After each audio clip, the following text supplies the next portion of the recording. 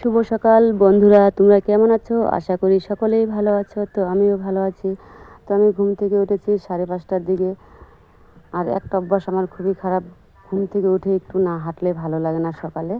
তাই একটু ভাবলাম যে রাস্তা দিয়ে হেঁটে আসি।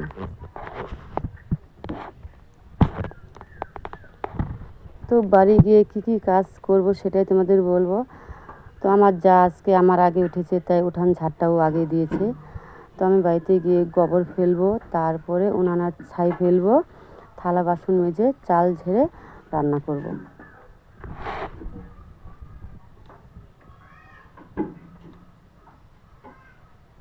আর এখন আমি যাচ্ছি বাড়ির দিকে। এখনও মেয়ে ঘুম থেকেই উঠে নাই। ও ঘুম থেকে উঠতে উঠতে কটা বাজবে? 7টার দিকে উঠে। তো যাই হোক, যে চলে আসছি রান্নাঘরে, ছাই ফেলবো। তো কালকে মেয়ে বলছে, মা আমাকে কাঁঠালের দানা ভেজে দাও না, এই যে কাঁঠালের বীজ। কালকে সন্ধ্যাবেলা কী করব? ছোটো বাচ্চা না দিলেও মানে কেমন লাগে, কান্না করে। তাই ভাবলাম যে কাঁঠালের দানাগুলো ভেজে দিলাম। তো খেতে ভালোই লাগছে, মিষ্টি হয়েছে না। অনেক দিনের কাঁঠালের দানা ঘরে ছিল, মিষ্টি হয়ে গেছে, খেতে ভালোই লাগে।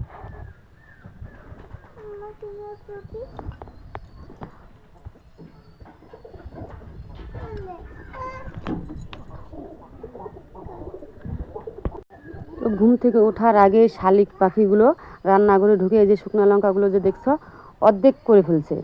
মানে ওই শালিকের মানে শালিক পাখির যন্ত্রণায় কিচ্ছু রাখা যায় না ঘরের ভিতরে।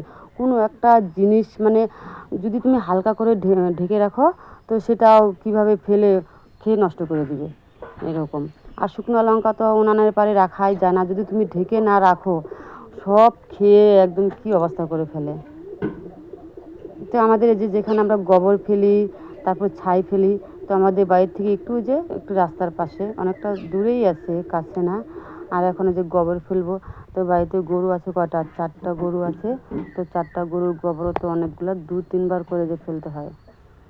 2 গাবলা 3 গাবলা গোবর ফেলতে হয়। আর তোমাদের দাদাভাই কী বলে জানো তো?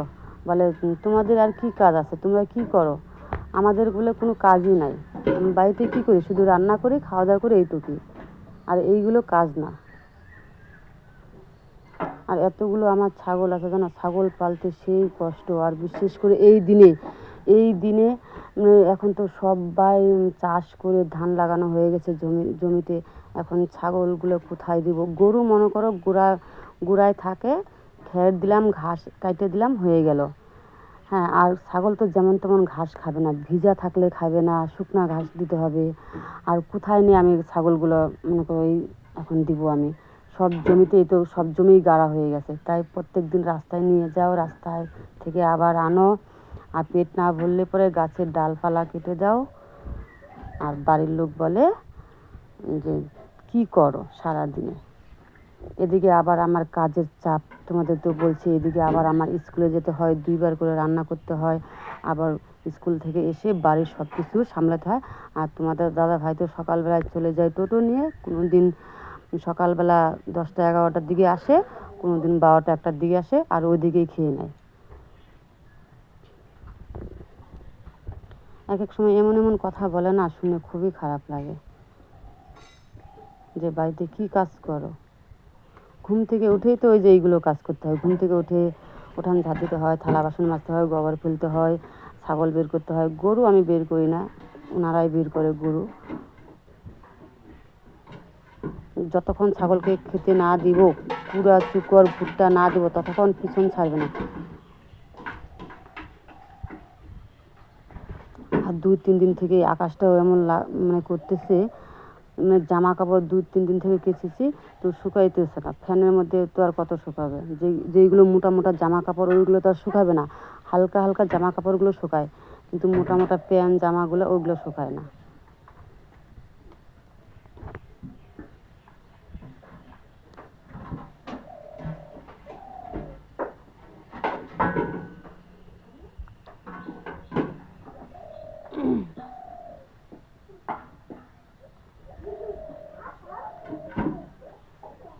তো মেয়ে ওই যে দেখো, এখনই ঘুমের থেকে উঠলো মেয়ে।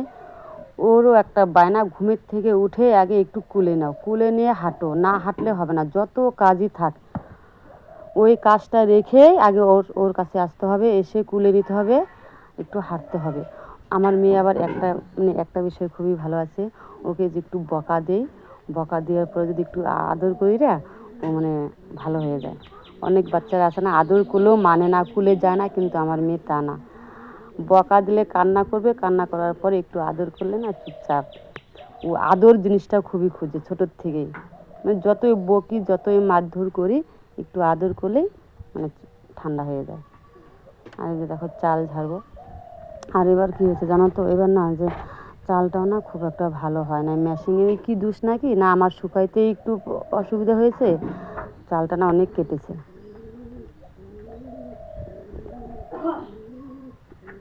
আর চাল যদি একবার ভাঙে ঝাড়তেও দেরি হয়, আর ভাতটাও না একটু খুদে খুদে টাইপের হয়।